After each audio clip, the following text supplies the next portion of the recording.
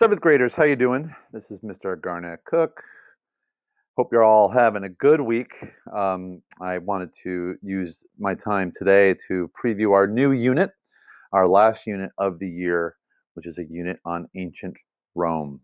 We're moving on from Greece. I hope you enjoyed learning about Greece. There's a lot of crossover actually between Greece and Rome. And one of the things that will probably come out over our remaining weeks is that the Romans were very much influenced by the Greeks in a number of different ways: religion, architecture, how they modeled their military, the sort of the use of the phalanx, for example. I'm starting today actually with this picture. And if you are familiar with Washington, D.C., then you may know that this is a picture of what is known as the National Mall in Washington, D.C. It's one of the most famous places in D.C. It's a very long open air outdoor space that stretches all the way over here is the Lincoln Memorial. On this end of the mall, in the middle of the mall, is this giant obelisk, the Washington Monument. And then all the way at the other end of the National Mall is the U.S. Capitol building. Now, this is what I want to focus on because I'm showing you this picture because I want to make right off the bat a connection to ancient Rome. And that is that the United States and its system of government was very, very much influenced by the Romans. A lot of the early figures in American history, Thomas Jefferson, John Adams, Alexander Hamilton, among others. They knew their Greek and Roman history, especially Rome, backwards and frontwards. They particularly knew the history of what was known as the Roman Republic. And when they designed our system of government, they borrowed a lot of ideas from the Roman example. I show you the Capitol because the U.S. Capitol, you may know already that the word capital in the phrase U.S. Capitol is spelled a little bit differently from how we would say if we were talking about a capital city. It's actually spelled Capitol as opposed to AL. It's spelled OL because it is named for a hill in Rome called Capitoline Hill. It was, according to Roman tradition, the hill on which the city of Rome was founded, or one of the hills on which the city of Rome was founded, the other being the Palatine Hill. This Capitol building is on Capitol Hill, again, influenced by the Romans. So there are a number of different ways in which the U.S. Is modeling itself early on after Roman influences. So we're introducing Rome today. This week's assignments, one of your assignments is a cool video. It's a 3D tour of ancient Rome. It gives you a 3D idea of what the city of Rome looked like in its heyday. And then you'll be doing a short reading on the overview of the history of Rome this week. So this week's just about introducing you to Rome and giving you an overview of its history. I'm just going to say a couple of things now. This is an artist's rendering of what the city of Rome looked like in its heyday. And the cool thing about the 3D video you'll watch this week is it'll take you right at street level, right into the city. So you can get an idea of what some of these famous structures in Rome looked like in its heyday, including things like the Colosseum, for example, the Roman Forum. You'll get a sense of what they looked like in the time, the Circus Maximus, things like that. When we talk about Rome, one of the challenges is that the word Rome can mean multiple things.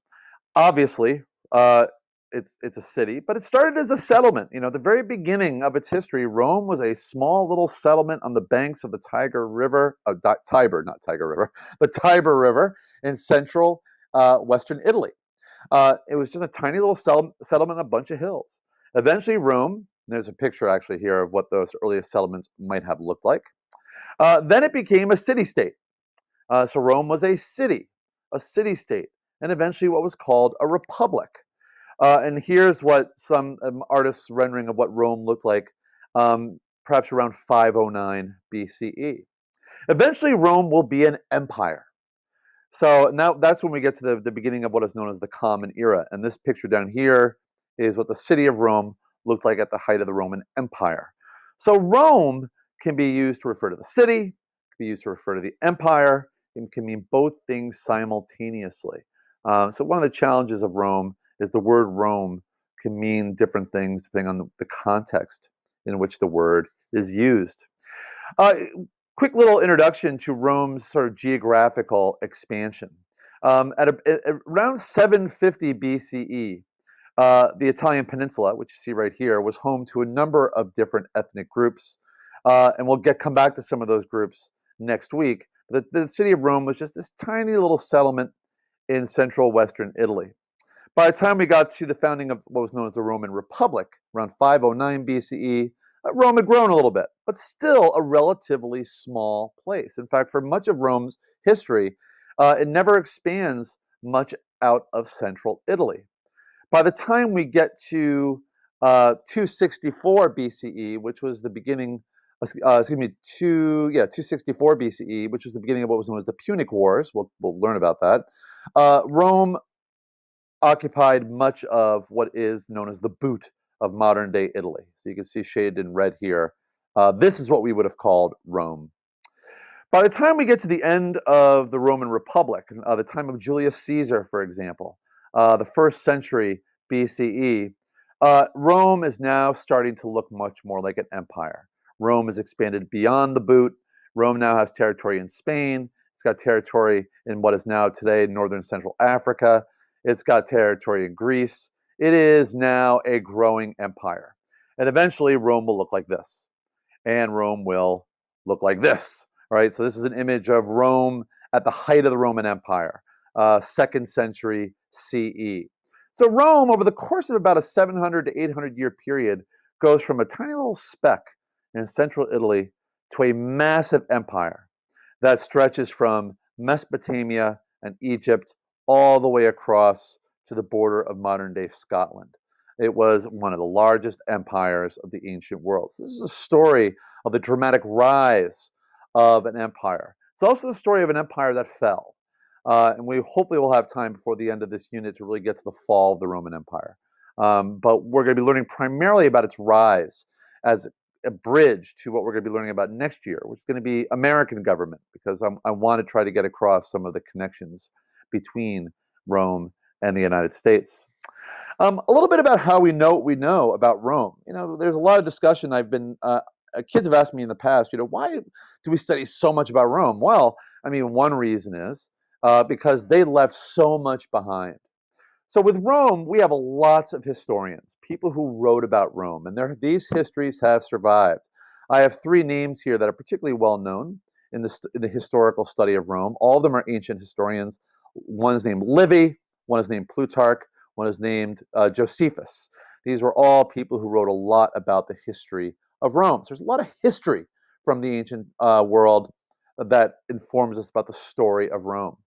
There is an extensive archaeological record that stretches all over the Mediterranean world, a lot of which survives to this day. So they left behind a lot of structures that still are visible today. So they've just left a ton of stuff behind for us to study. Perhaps the most famous example of that is the Roman city of Pompeii. Southwestern Italy, Pompeii was a city that in 79 CE was buried by a volcanic eruption. The entire city literally frozen in time. It was excavated in the last century, and what people discovered was a rich portrait of a city and what it looked like and who was living there at the time of the Roman Empire. It's like literally a city frozen in time, preserved for future generations. So in their own time, their destruction was a horrifying event. From the standpoint of today and through the lens of archaeology, it is a treasure trove of information about Rome. There's also a lot of underwater evidence. There are shipwrecks, things like that people have found and have studied. And then there are all kinds of other written records. Rome was a place that kept extensive written records, many of which survived for centuries after the fall of Rome. So they have simply left behind a ton of stuff to study, which is why so much is known about Rome relative to other ancient civilizations. Why else should we study Rome? Well, I've touched upon a little bit of it already, but let me talk about a little bit. When Rome was one of history's most powerful civilizations, at the height of the Roman Empire, you could argue they had more power than any other empire and any other place in the world had up to that point, and yet it failed. It did fall. And so hopefully we'll get to the question, why did Rome, that was so powerful, fall apart? Is there anything historically to learn from that? Are there any lessons for our time? The extensive and detailed archaeological record just gives us a lot of stuff to work with. And Finally, modern nations have Roman influences. I mean, the United States being one of them. I mean, there are a lot of nations, particularly European nations, whose systems of government are very much influenced by the Romans. The Romans left a long lasting legacy. And in particular, the influence on American history and government is something that we will explore a little bit in this unit. And it's something we will return to in the fall when we actually study American government. So anyway, that's what we're going to be learning about over the course of the next several weeks. Rome is very interesting. I hope you'll get a lot out of it.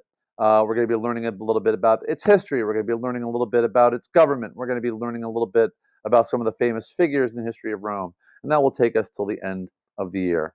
Anyway, again, this week you have two assignments. One is a video 3D tour of Rome. Then there's a piece of reading short history of Rome. I'll have a good week. Talk to you all next weekend.